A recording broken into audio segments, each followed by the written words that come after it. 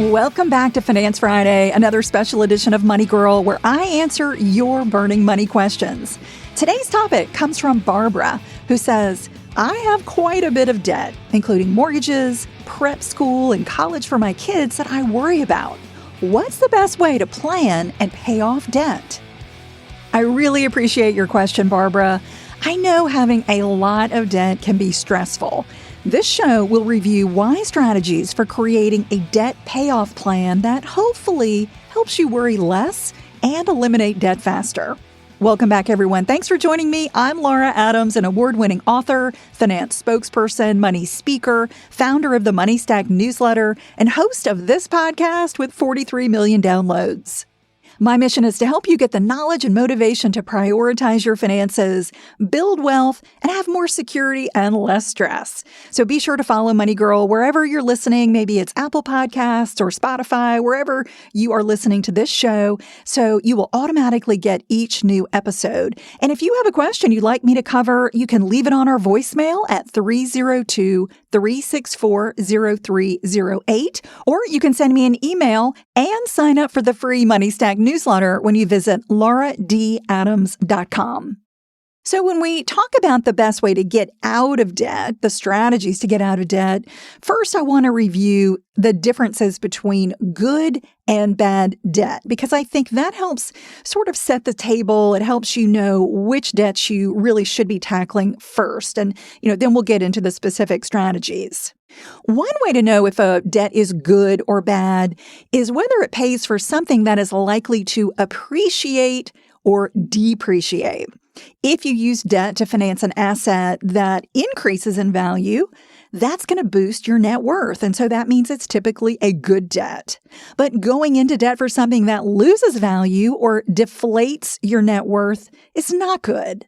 For instance, let's say you get a home mortgage, and that allows you to buy real estate that typically appreciates in value over the long term. Now, there's no guarantee that a home will be worth more in the future, but since the early 1990s, real estate has appreciated nearly 5% per year on average. Another example of a good debt is an education loan. While a student loan isn't backed by an asset, such as a home, it can help you earn more over your lifetime. A college degree is required for many jobs and industries like healthcare, law, and computer engineering. So depending on the career you want, taking out a reasonable amount of education debt can boost your earning potential, and then eventually that should lead to a higher net worth. As I mentioned, bad debt finances something that loses value over time. So think about consumer debt, like credit cards. These are some of the worst debts because not only do they charge extremely high interest rates, but they're typically used to buy goods and services that have no value or depreciate very quickly, such as furniture, clothes, and vacations. So from a very high level, we want to look at paying off the bad debts before the good debts. So what's the best payoff method? Barbara's asking, how should I plan? How should I really organize my debt in terms of, knowing what to tackle first? Well, my first recommendation for Barbara is to make a list of all her debt, including the creditor name, the interest rate, the remaining balance, your monthly payments, and any payoff dates. You might jot them down on paper. You could enter them in a Google Sheet, or I would recommend using my personal financial statement, my PFS template, which is a free download when you subscribe to my free newsletter, The Money Stack. So that's a great tool that I use and track quite frequently. There isn't one secret for getting out of debt. However, the strategy you use can make a big difference in eliminating it faster. I also think having a debt payoff plan can reduce stress. Like Barbara said, she's feeling stress, and I think having a plan is going to help her because she will know exactly what she needs to do to reach her financial goal. And you may have heard of a couple of popular debt payoff strategies. One is the debt avalanche, and another is the debt snowball. So I'll take you through these two popular high-level approaches that can really help you prioritize your efforts. And we'll talk about their pros and their cons and some other strategies in addition to those two, so you can easily create a debt payoff plan that works for you. So let's start with the debt avalanche. A debt avalanche is when you pay off debts from the highest to lowest interest rate. So when you make that list of all your debts, you're going to sort them from the highest interest rate to the lowest interest rate. And you're going to make minimum payments on all your outstanding accounts, but you're going to put extra money toward your debt with the highest interest rate. So let me give you an example. Let's say you've got a credit card balance of $10,000 and you're being charged 23% on that balance. And you've also got an outstanding student loan of $5,000 and that's charged at 6%. So in that case, you would tackle the credit card first because it's got the highest interest rate. It's a higher balance, but it's also got the highest interest rate. That's the avalanche, starting with the highest, working down to the lowest. So, thinking about a mountain, you start at the top of the mountain and you're going down to the bottom of the mountain. That avalanche moves from the top to the bottom. You're going to move from the highest interest rate down to the lowest interest rate. I really like this method because it is the most cost effective in the long run. By eliminating your highest rate debts first, you're saving the most in interest. Plus, if you plow the savings back into your debt balance, you can reduce the balance faster. When you have a large amount of debt, tackling your highest rate debt first can really be a wise method. But sometimes if your highest rate debt is large, making those extra payments may feel frustrating because you may feel like you're making really slow progress. So with the avalanche, you got to stay motivated. You need to remember that its high rate is costing you the most interest on a percentage basis. And, you just need to stay inspired to continue focusing on that highest rate debt first.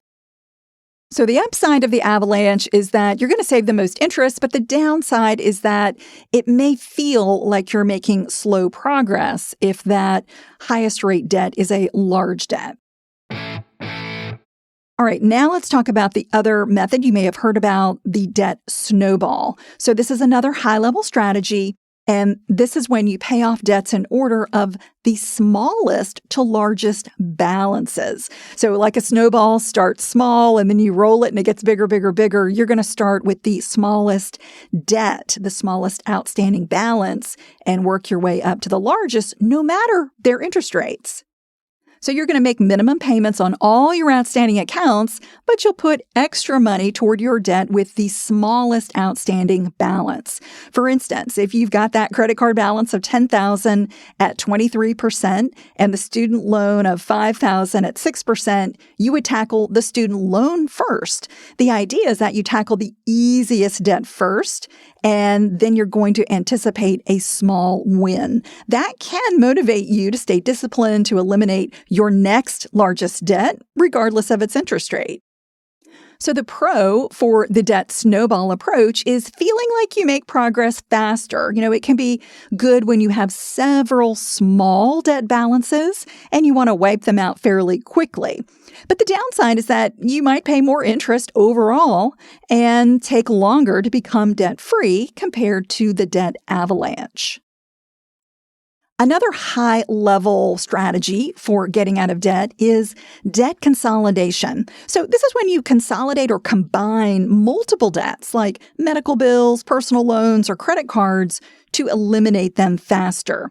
Debt consolidation shifts higher interest debt to a lower or no interest account. And while it may seem counterintuitive to use new debt to get out of old debt, you want to pay as little in interest as possible. As I mentioned, that's the strategy with the avalanche method because it helps you wipe it out faster. So here are 4 ways you may be able to consolidate debt. Number 1 is to open a balance transfer credit card. So a balance transfer card allows you to move unsecured debt to a new or existing credit card with a 0% interest rate. And that is typically a promotion that may last anywhere from like 12 up to 18 months. So it's temporarily reducing the interest rate you pay, and that gives you some financial breathing room. Once a transfer promotion ends, so after the year or the 18 months, your interest rate is going to increase, and it could be very high. Therefore, it works best when you're sure you can pay off the entire balance before the promotion expires. For instance, let's say you get approved to transfer $3,000 to a card charging 0% for 12 months. You could make monthly payments of at least 1/12 or $250 every month so that it gets eliminated before your interest rate goes up. Every transfer is subject to a fee. It could be 3% or 4%, and that fee gets added to your balance. However, avoiding interest during a balance transfer promotion can save a lot of interest despite the transfer fee. And the amount you can transfer depends on the credit line that the issue offers you. So if you don't have good credit, you may not get approved for a balance transfer, or you may only be able to put a small amount of debt on a balance transfer card. So this is really going to depend on your financial situation and the type of promotion that you can get approved for. All right, the second way to consolidate is to take out a personal loan. You can get a new fixed rate personal loan to pay off higher rate unsecured debt. So you're going to make monthly payments during a set repayment term. It could be 3 years, 5 years. Some may go out to 7 or even 10 years, but I'd say 3 to 5 is the most common. The rate and terms are going to depend on factors like your income and your credit. Remember that even though a personal loan may cut your interest, the shorter your repayment schedule, the higher your monthly payments will be. So you do risk hurting your credit if you can't repay a personal loan as agreed. So you want to make sure you have, a rate and a term that works for your budget. Consolidating debt is a good option when you've got large balances to pay off and you want a structured repayment term. For example, if you have a credit card balance charging 23%, paying it off with a 9% fixed rate personal loan over 3 years allows you to save a lot of interest over a set repayment schedule. In addition, having a personal loan added to your credit history does help you build credit if you make payments on time. But as I mentioned, if you don't, it can certainly hurt your credit. Doing a consolidation can also work in your favor by reducing your credit utilization ratio when you pay down credit card debt. So a loan consolidation generally helps your credit and does not hurt it over the long term.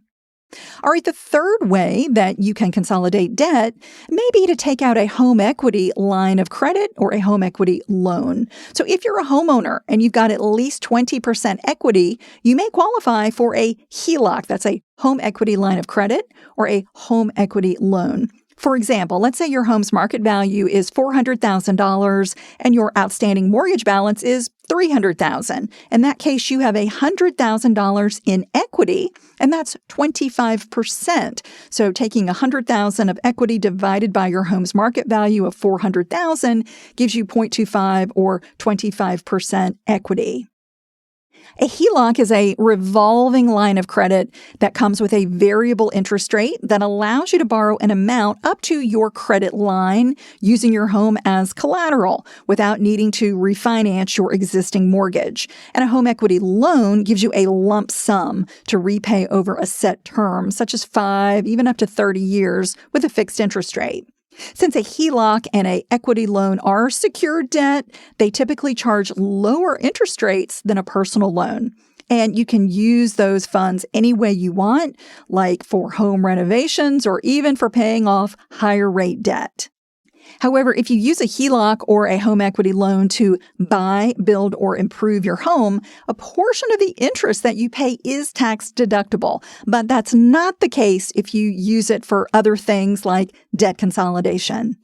The main downside of tapping your home equity with a HELOC or loan is that if you default, you risk losing your home to foreclosure. So you want to be certain that you can make those payments. Plus, there are closing costs similar to a primary mortgage, which add to the cost of borrowing. So consider getting multiple quotes, including from your current mortgage lender, if you are a homeowner considering tapping your equity for a consolidation. And the fourth way you may be able to consolidate debt is getting a retirement plan loan. If you have a workplace retirement account, or let's say you're self-employed with a solo 401k, most plans allow you to borrow from yourself with a 5-year repayment term. Note that loans are never an option with IRA-based accounts like a traditional IRA, Roth IRA, or SEP IRA. While you must repay retirement loans with interest, it's typically relatively low, and it goes back into your own account. In addition, there's no credit check, no underwriting requirement, and, no fees since you're borrowing your own money. And there is a limit. You can borrow up to 50% of your vested balance or $50,000, whichever is less. You can use a 401k loan for any reason, including paying off high-interest debt. But remember that borrowed funds won't get invested in the market during the repayment period, and that could certainly jeopardize your retirement if you're behind on saving. Another consideration is that a retirement loan must be repaid in full within 60 days if you leave your job or you get terminated. If you don't repay the full balance on time, the loan would be considered an early withdrawal, subject to income taxes plus a 10% penalty if you're younger than 59 and a half. Therefore, I only recommend consolidating debt with a retirement loan as a last resort, and you're certain that you can repay it on time. So you want to look at all other options first. And if, there's nothing there and you are really struggling with high rate debt, it may be worthwhile looking at a retirement loan if you can get a much lower rate borrowing from yourself. Barbara, without knowing more about your financial situation, I lean toward a debt avalanche plan because you mentioned having large amounts of debt. And if you're paying high interest rates on any accounts, doing one or more of the debt consolidation options that I reviewed might make sense. Since mortgages have relatively low interest rates, they should always be paid off last. Plus, a portion of your interest on a mortgage may be tax deductible, costing you even less on an after-tax basis, provided you claim the deduction. In many cases, you can invest money for higher returns than you would save by paying off a low-rate mortgage ahead of schedule. While I've reviewed some of the most popular debt elimination strategies here, I will say there's not a right or a wrong way to pay off debt. Any method that you can stick with and make steady progress will be a good one.